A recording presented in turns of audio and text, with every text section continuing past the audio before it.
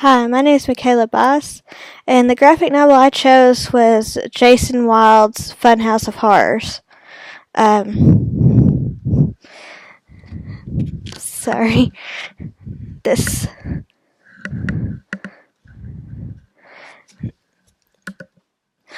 The pencils and inks were done by Rudy Vasquez, David Miller, Carlito Zuniga.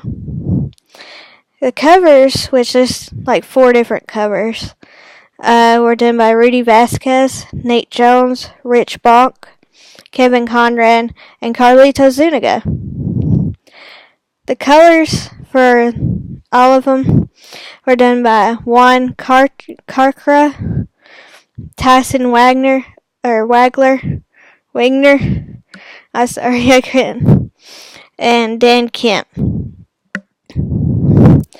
All press and media contacts are done by Sharon Levisquez Barnes.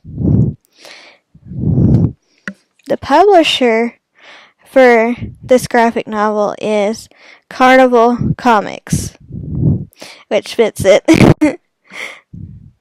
The length is 333 pages altogether, but that's together with everything that's in the graphic novel itself. It's not a true graphic novel. It's a combination of 4 comic books together. And why it's over 300 pages is because there's a lot of facts in there about how they made the novel, how they made the pages of the book instead, along with all there's drawings of the originals too, like inked ones, and it's really cool.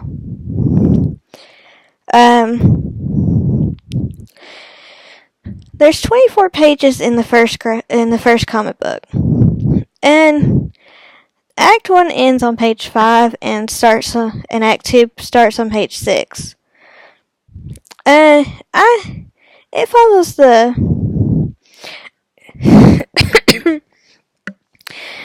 the comic book model we've been studying, the 1/4, 1/2, 1/4 thing, and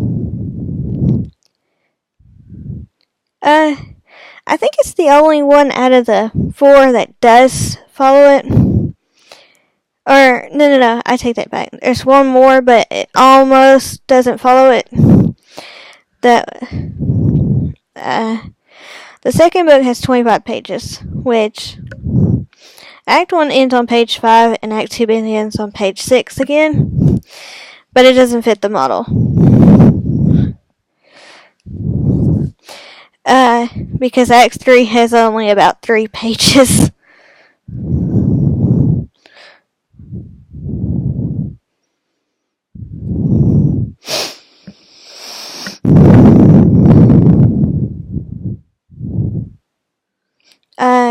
Sorry. The third book is 30 pages. Act 1 ends on page 9 and Act 2 begins on page 10. It doesn't follow the model either, because Act 3 begins on page 26. The fourth comic book inside, is 38 pages. Act 1 begins on page 6 and Act 2 begins on page 7. It almost follows the novel, like I said, but Act 3 begins on page 31. So, it's an if thing. Okay. The main story is about Jake Stone. We get to meet him in the first comic book. And he takes us on a journey of what's going to happen and how it happened in the first place. The next story is also about Jake Stone, but it's also about a family he goes to visit, the Murphys, and what happened to them. He was told by someone who sent him a letter about an abandoned house that nobody's allowed to go into, and nobody wants to go around it anyway. He writes for the living impaired, is what it's called in the graphic novel. But I'm probably going to be saying the dead mostly. So, I'm sorry. And the third story is about the Seven Gate Sanatorium, which is about people who are believed to be crazy, but they're not.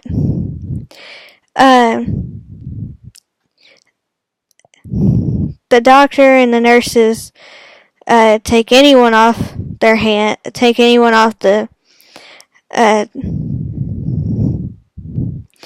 town's hands that they deem isn't right in the head. Prostitutes, soldiers who are from the other side of the Civil War, and not the Civil War, I don't think, or it could be. I'm not sure. Yeah, it's the Civil War, no. Because the Unions and the Confederates. And then, like thieves too, they take them, but most people aren't crazy like that anyway. So it doesn't make much sense. But the town believes in the doctor and the nurses, doesn't want to talk back. They think they know what's right and all that. So they just leave them alone. And the final story is about Jake Stone mainly, and his girlfriend that died, and his mother, and Old Scratch. Old Scratch is the one who gave him the book in the first place, and he follows him like the plague because of the book.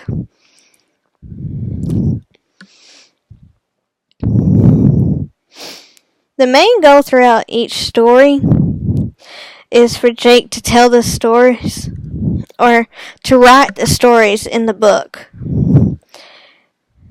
so that the living impaired can find peace.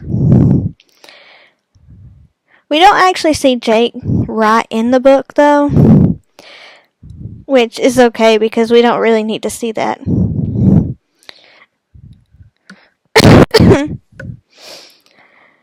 But what we do see at the end of each act 2 is that it does support what he does, and it supports the goal of the stories.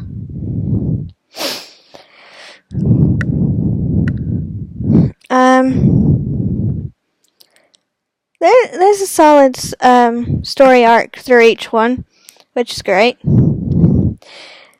Each book is very clear from beginning to end. And even as the book as a whole, it's very clear from the beginning as to the end. The resolution is satisfactory, but it does leave a few questions. I won't say the questions because it'd take too much time. But it does have a good ending. Jake Stone and Old Scratch are the only ones that pretty much had a solid character arc and change in them. Jake went from being a scared little boy in the beginning to a brave person throughout the most of it, to the end where he just got tired of all the pain and suffering he had to listen to from all the dead. Old Scratch, we saw that he was mean and nasty at first, but during the last comic book, he turned into a nice person. I don't know why, but he did. And then he went to being nasty again at the end, which is fine because it was great either way.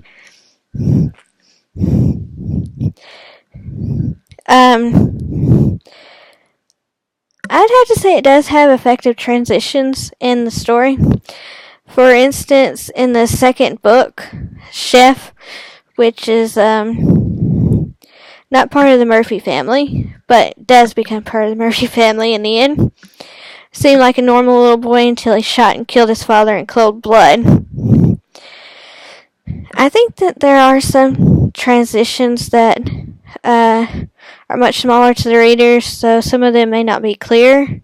They're not really clear to me either, but I'll show you the one I was talking about. The Shep killing his father in cold blood.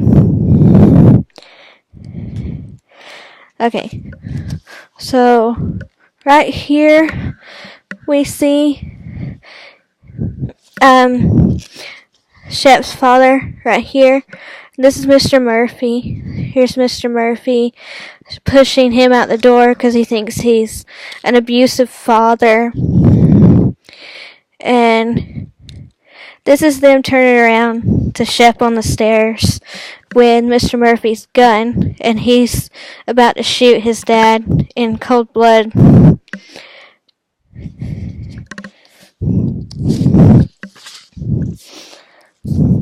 And he said he's scared and all that, but he's not. He's just really weird. He's just really wants something badly that he can't have unless he does that. He goes from being a nice boy to being a manipulative person, which isn't good for that family.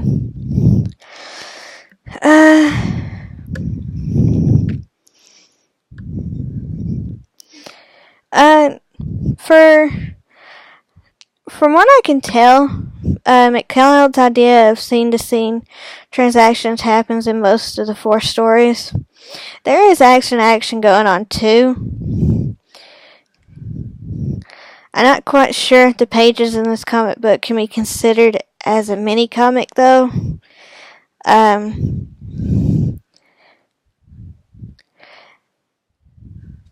Everything about these comics or this graphic novel does pull the reader through, which is wonderful because it's so much easier to read when you can actually feel like you're going through the story.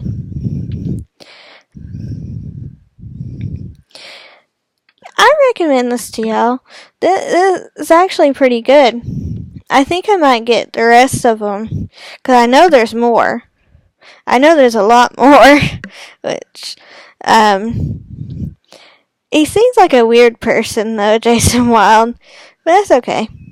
Anyone who likes horror should probably, try this out. It's really good. And even if you don't like horror, just try it out anyway, because you never know, you might like it anyway.